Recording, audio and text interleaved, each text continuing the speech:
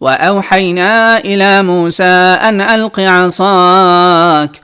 ألق عصاك فإذا هي تلقف ما يأفكون فوقع الحق وبطل ما كانوا يعملون فغلبوا هنالك وانقلبوا صاغرين وألقي السحرة ساجدين قالوا آمنا برب العالمين رب موسى وهارون. قال فرعون آمنتم به قبل أن آذن لكم إن هذا لمكر مكرتموه في المدينة لتخرجوا منها أهلها فسوف تعلمون لأقطعن أيديكم وأرجلكم من خلاف ثم لأصلبنكم أجمعين لأقطعن أيديكم وأرجلكم من خلاف ثم لأصلبنكم أجمعين قالوا إنا إلى ربنا منقلبون وما تنقم منا إلا أن آمنا بآيات ربنا لما جاءتنا ربنا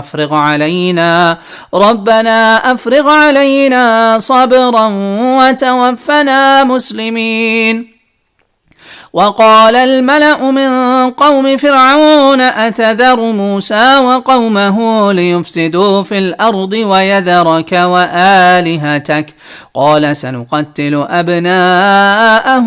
سنقتل أبناءهم ونستحيي نساءهم وإنا فوقهم قاهرون. قال موسى لقومه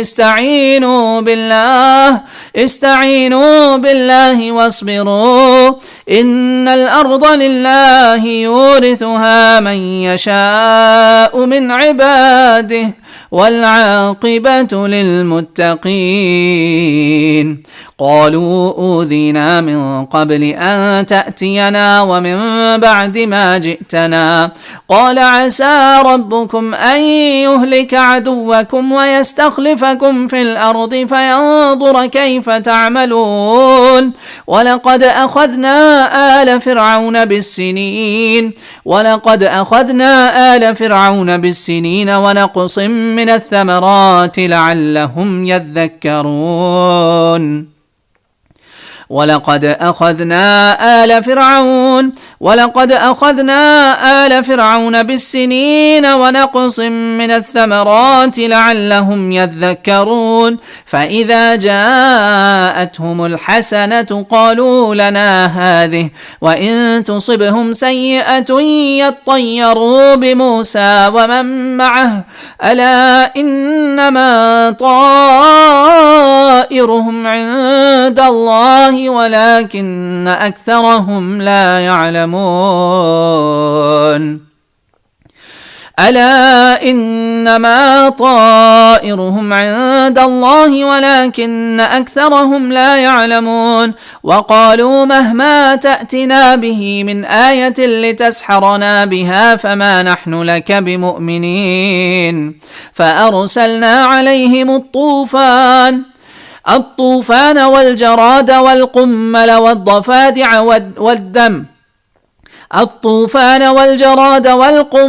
والضفادع والدم آيات مفصلات فاستكبروا وكانوا قوما مجرمين.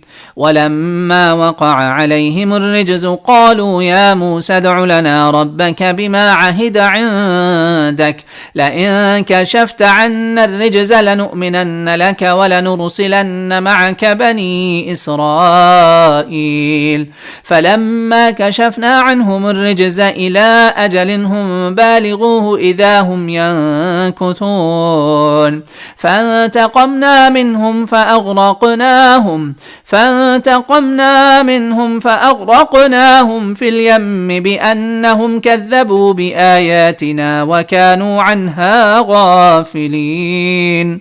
وأورثنا القوم الذين كانوا يستضعفون مشارق الأرض ومغاربها التي باركنا فيها وتمت كلمة ربك الحسنى على بني إسرائيل بما صبروا ودمرنا ما كان يصنع فرعون وقومه وما كانوا يعرشون